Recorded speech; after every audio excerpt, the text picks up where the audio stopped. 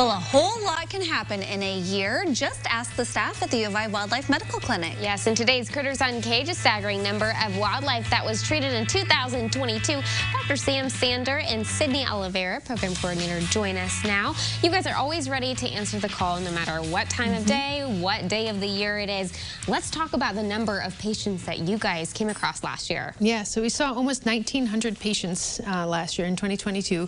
It's down just a hair from what we normally see, and we attribute that to actually we kind of made this rejuvenated effort to make sure that only animals that need to come to us are coming to us. We spent a lot of time on the phone talking with people who found animals and making sure that the ones that need to come to us did, and the ones that didn't could stay in their nests and stay where they were. So we're really happy with those numbers. Out of those nearly 1,900 animals, what was probably the most seen, the most popular?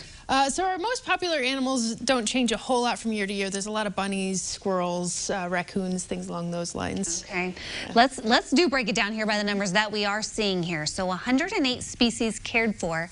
What does it mean when you're talking about these outreach events? Yeah, Where are we going? What are we doing? So some of those outreach events are community events. They're having the community come to us, or us going to the community to talk about with our ambassador animals, to give them a tour of our facilities, to talk about conservation, wild animal health, veterinary medicine, things along those lines.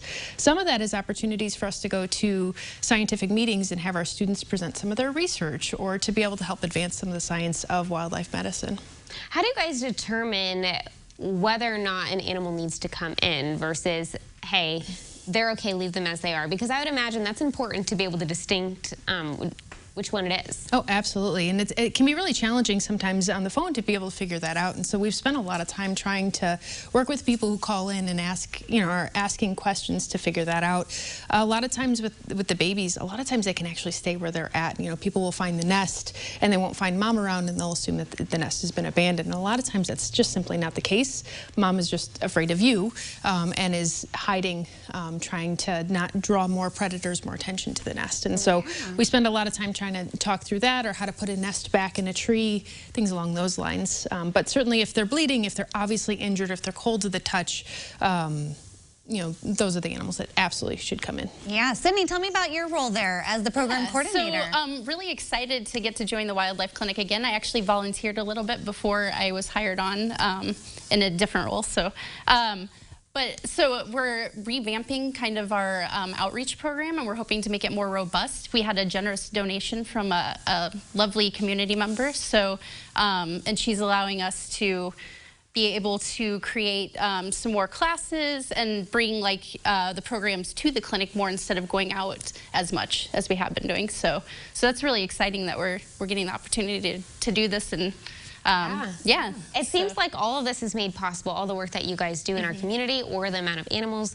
that you guys treat, is made possible by the number of hands that you guys have on board to help. Absolutely. Yeah. So it's really a combination. So we wouldn't have any patients, we wouldn't have any animals to be able to care for if it weren't for the community who bring the animals to us. The ones who find the animals, who give us a call, who are willing to bring the animals to us. And so really it is a huge effort, and it is supported by the community. It's something we do for the community, but we couldn't do it without them. We also have about 130 student volunteers. Those are students who are in veterinary school full-time, who are on top of all of that, all of their expectations with vet school, volunteering I think it came out to about 6,700 hours during the academic year alone. Wow. Of just volunteer time that they're doing up and on top of their veterinary curriculum to be able to help with that. And so it's really a phenomenal effort, and it's really great and exciting to be a part of such a kind of wholesome, wonderful community opportunity. Yeah, 37 students on clinical rotations. That number doesn't sound very large. Yep, so our clinical rotation is actually condensed down to just 3 months over the summer, and so they'll come in for about 2 weeks at a time.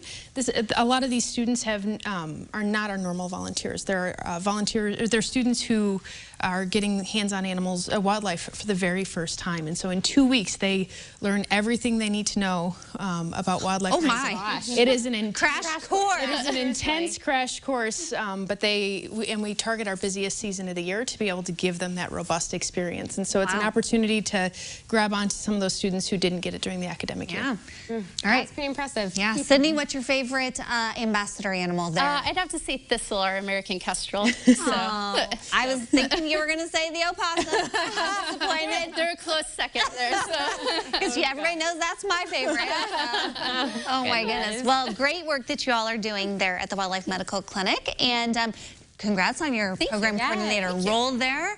And there's a look at their Facebook page where you can learn more to connect with them. And yeah, fun things happening over there. And we are looking forward to a successful 2023. We'll connect you. CILiving.tv.